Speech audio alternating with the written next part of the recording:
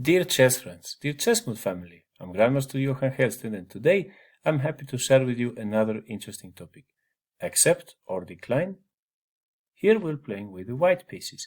As you can see, we're currently a pawn up. However, our king is in huge danger.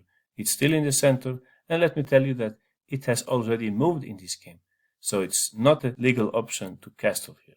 It's black to play, and he had actually several interesting moves at his disposal. Giving check on g1 didn't make much sense. White would then just play queen f1. However, he could have taken the pawn on h2. In this way, also the pawn on h5 would become a passed pawn, while another interesting option for him would have been rook bf7, targeting the weak pawn on f2. In both these cases, white would have a really difficult task in order to survive. However, in the game, black played something completely different. He played here rook b3. At this point, please pause your video and try to come up with the right decision here. Basically, should white take or he shouldn't take on b3? Okay, I will continue. In the first place, when I run into this kind of situation myself, I always check in the first place the acceptance of the sacrifice. This is the first thing that we should have a look at, because if we can get away with it, well, then that would be great, right? So let's do this mentally. Let's say we take the rook. Obviously, black's point is that in this case, the white queen cannot go to f1 anymore. So after queen takes b3, black would give check on g1.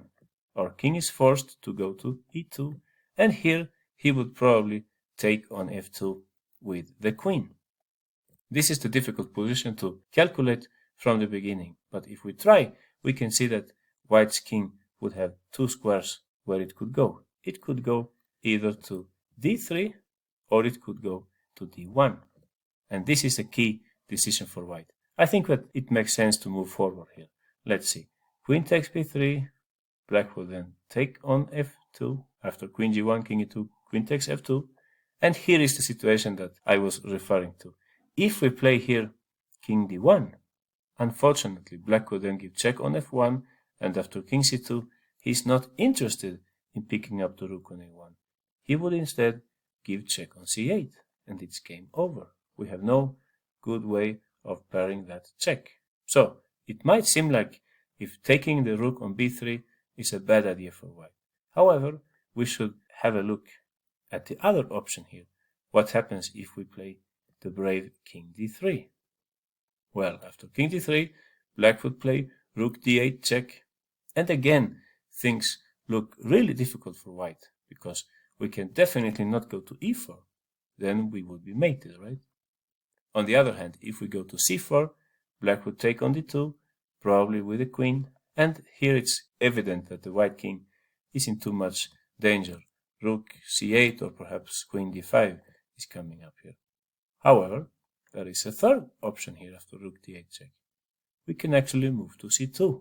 And when black takes on d2, either with the queen or with the rook, let's say with the rook, our king has finally found a shelter on the opposite side of the board. White plays here king b1, and no matter what black plays, we could go king a2 next move. Very nice plan for white here. The king was on e1, it moved to e2, d3, c2, b1, a little journey, which will finish on a2. For example, if black plays here, he must protect his pawn, right? If he plays king f7, we could play king a2, our king is completely safe. We could play something like, let's say, rook c1 in the next move. In this way, our rook will finally activate itself. And also, not to be forgotten, we have a dangerous passed pawn in the long run. So actually, I think that black is the one who is danger here. Let's go back to the beginning. We had this situation. Black sacrificed a rook with rook b3, and white had to make up his mind. Should he take or shouldn't he take? Accept or decline? We saw that if we take, we can actually get away with this, but we have to be very careful. We have to notice that after black's queen checks, the king must first go to d3, and after rook d8, it should go to c2. That's the only square. So that after rook takes d2, king b1, the king will reach a safe place on a2. Now, let's see what happens if white doesn't accept the rook sacrifice, if he declines the sacrifice. After rook b3, actually in the game, white didn't accept the sacrifice. In the game, white played queen c4. In this way, the queen remains on this important diagonal. Unfortunately, with the black rook on b3, black will have more tactical options here, and there followed queen g1 check, queen f1, and the very nice sacrifice rook takes e3. Yeah, this sacrifice definitely cannot be accepted, right? Then we would be mated in one move. So white had to play here rook e2. And at this point, it was already too late to save him. Black took on e2, and after king takes e2, queen g4, white king became extremely exposed. Please notice that the rook on a1 and the queen of f1, none of them are really helping the defense at this point. After f3, queen c4 check, king d2, rook d8. Black had a very strong attack. There followed king e1, queen b4 check, king f2, rook d2 check, king g1, and queen h4. At this point, white resigned because he has no real good defense against the threat of queen takes h2. And the other moves wouldn't have saved him either.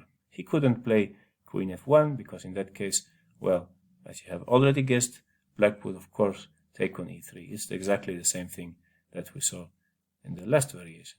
Finally, queen e2 didn't make sense either. We have the same story, check on g1 and the sacrifice on e3.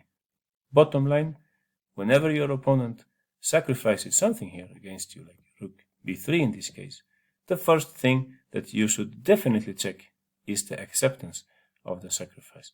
And had white taken here on b3, he would have been rewarded later on.